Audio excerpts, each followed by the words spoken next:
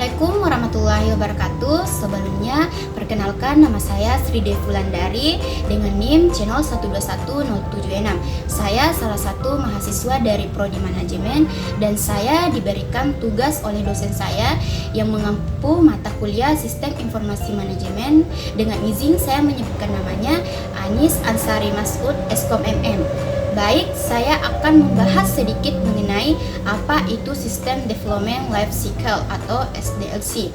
Nah, SDLC adalah serangkaian proses yang digunakan oleh tim pengembangan perangkat lunak untuk mengembangkan perangkat lunak dan merancang dan menguji aplikasi atau perangkat lunak yang berkualitas tinggi. Nah, dalam proses ini mencakup beberapa tahap. Nah, yang pertama itu analisis kebutuhan. Nah, di tahap ini tim pengembang menentukan apa yang diperlukan oleh sistem. Mereka bekerja sama dengan klien atau pengguna untuk memahami tujuan dan persyaratan sistem. Nah, yang kedua itu perencanaan. Nah, perencanaan adalah salah satu tahap yang paling penting.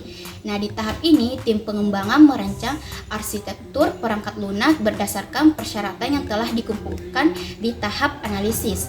Nah, yang ketiga itu desain. Nah, setelah kebutuhan dipahami, tim pengembangan merancang struktur dan spesifikasi teknis sistem. Nah, yang keempat itu pengujian. Nah, setelah sistem dibangun, mereka melakukan serangkaian pengujian untuk memastikan sistem bekerja dengan baik dan memenuhi semua persyaratan. Nah, yang kelima itu evaluasi. Nah, dalam evaluasi, tahap di mana perangkat lunak yang telah dikembangkan ini dievaluasi untuk memastikan bahwa semua fungsi berjalan dengan baik dan sesuai dengan persyaratan yang telah ditetapkan. Nah, setiap tahap memiliki tujuan dan hasil khusus yang mendukung tahap berikutnya. Adapun tujuan utama dari SDLC adalah untuk menghasilkan perangkat lunak yang efisien dan berkualitas tinggi dalam jangka waktu yang telah ditentukan dan dengan biaya minimum. Nah, adapun contoh kasus pada SDLC. Nah, pada PT Instansi Abadi Merdeka. Nah, pada perusahaan ini merupakan suatu layanan yang bergerak dalam pelayanan pengaduan konsumen. Nah, akhir-akhir ini mulai semakin banyak keluhan yang tidak dapat tertangani dengan baik karena terlewat atau tertumpuk karena terlalu banyaknya pengaduan. Akibatnya pengaduan tidak dapat diproses dan diselesaikan. Nah, aplikasi yang ada sebelumnya masih semi manual. Karena kondisi ini, maka kemudian Instansi Abadi Merdeka membuat suatu sistem baru untuk pelayanan pengaduan supaya semua pengaduan dapat terdata dengan baik oleh aplikasi sehingga harapannya bisa meningkatkan layanan konsumennya.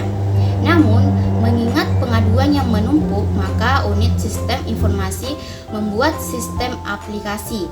Nah, baik, saya akan menanggapi contoh kasus ini. Nah, menurut pendapat saya, pada PT Instansi Abadi Merdeka telah mengambil langkah yang tepat dengan menciptakan sistem baru untuk layanan pengaduan. Mengingat jumlah pengaduan yang semakin meningkat, penting untuk memiliki sistem yang efisien dan otomatis.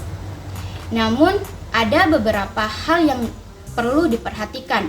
Nah, yang pertama itu melakukan analisis kebutuhan, merancang sistem, dan mengoperasikan sistem secara bersamaan bisa menjadi tantangan. Biasanya, setelah analisis kebutuhan dan perancangan sistem, ada tahap pengujian sebelum sistem dioperasikan. Tahap pengujian ini sangat penting untuk memastikan bahwa setiap sistem bekerja dengan baik dan memenuhi semua kebutuhan pengguna. Kedua, perlu diperhatikan bahwa perubahan dari sistem semi manual ke sistem yang sepenuhnya otomatis bisa membingungkan bagi beberapa pengguna. Nah, oleh karena itu, penting untuk melakukan pelatihan pengguna dan memberikan dukungan selama periode transisi. Nah, yang terakhir, meskipun tujuannya adalah untuk melayani konsumen lebih cepat lebih cepat, kualitas layanan tidak boleh dikompromikan. Jadi meskipun penting untuk menangani pengaduan dengan cepat, juga penting untuk memastikan bahwa setiap pengaduan ditangani dengan baik dan diselesaikan dengan memuaskan. Baik, mungkin itulah tadi penjelasan saya mengenai materi SDLC. Lebih dan kurangnya mohon dimaafkan. Wabillahi taufiq wal hidayah. Assalamualaikum warahmatullahi wabarakatuh. Terima kasih.